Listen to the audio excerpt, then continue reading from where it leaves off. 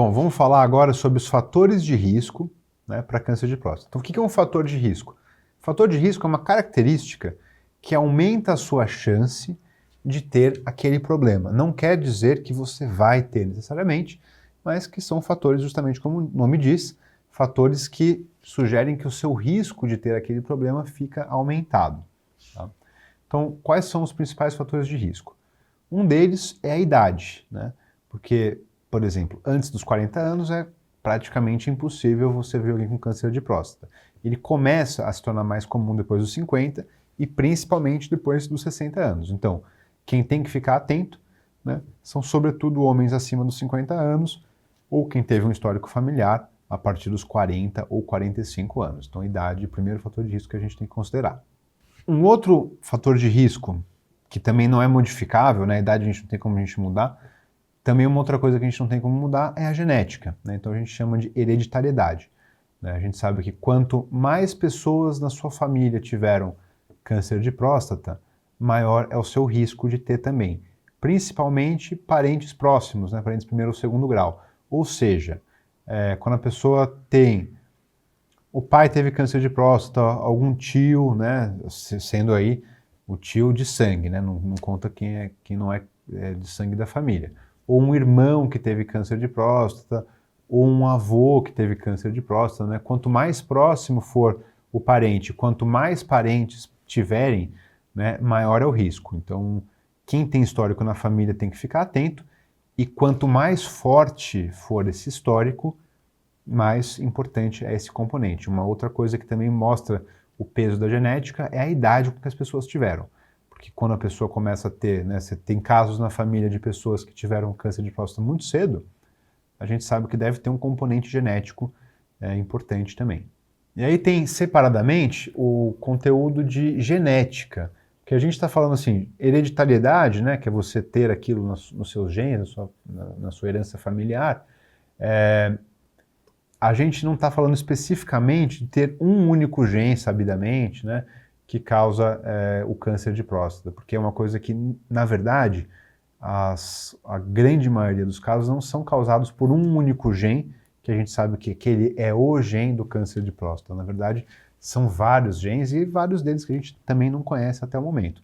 Mas existem alguns genes já conhecidos, só que eles correspondem a uma minoria dos cânceres de próstata. Então, quando você fala, por exemplo, tem um gene chamado BRCA1, BRCA2, é um gene que, quando ele está presente na família, ele causa câncer de mama nas mulheres e câncer de próstata nos homens. Então, esse é um dos genes específicos, né, que a gente tem, mas não é a regra, né? Normalmente a gente só sabe, basicamente, sobre ter uma família que tem um risco aumentado, né?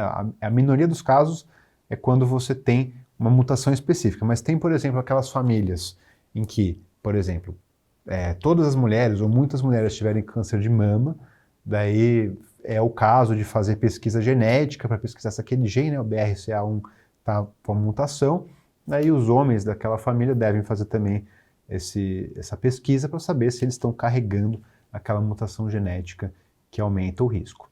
Tem um outro componente que é a etnia, né, a gente chama de raça ou etnia, que a gente sabe que homens de origem afrodescendente têm um risco maior de ter câncer de próstata e, inclusive, de ter variações mais agressivas do câncer. Por isso, quando a gente está falando também de quem tem que ficar mais atento e começar mais precocemente o rastreamento, a gente fala, basicamente, de pessoas que têm um histórico familiar importante, mas também de homens afrodescendentes, que eles têm que começar um pouco mais cedo para se prevenir um pouco melhor.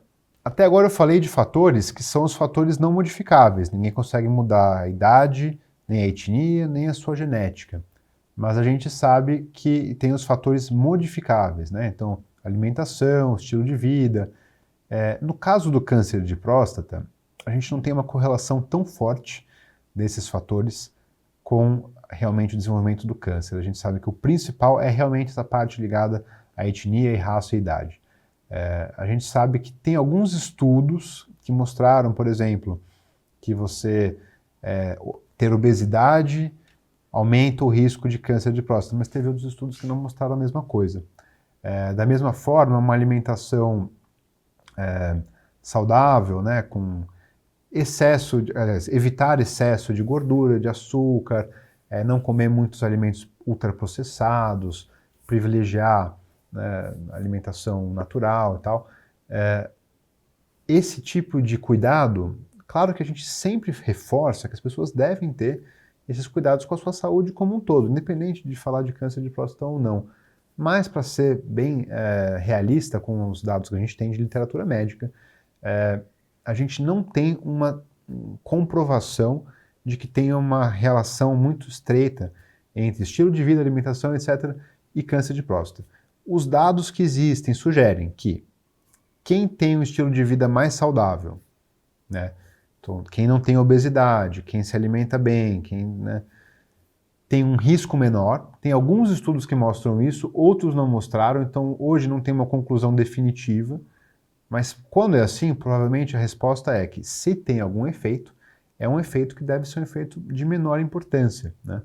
Então a gente sabe que deve cuidar dessas coisas, mas ter um estilo de vida saudável não é garantia de que você não vai ter câncer de próstata. Então isso é uma coisa que é importante falar, que às vezes a pessoa fala, puxa, mas eu me cuido tão bem, né? Eu não vou ter um câncer de próstata, afinal eu, né, como salada todo dia, não como muita gordura e tal. Isso, infelizmente, não é garantia. Tá? Então, alimentação, etc. é importante para quase tudo na vida. Para o câncer de próstata, a importância é um pouco menor.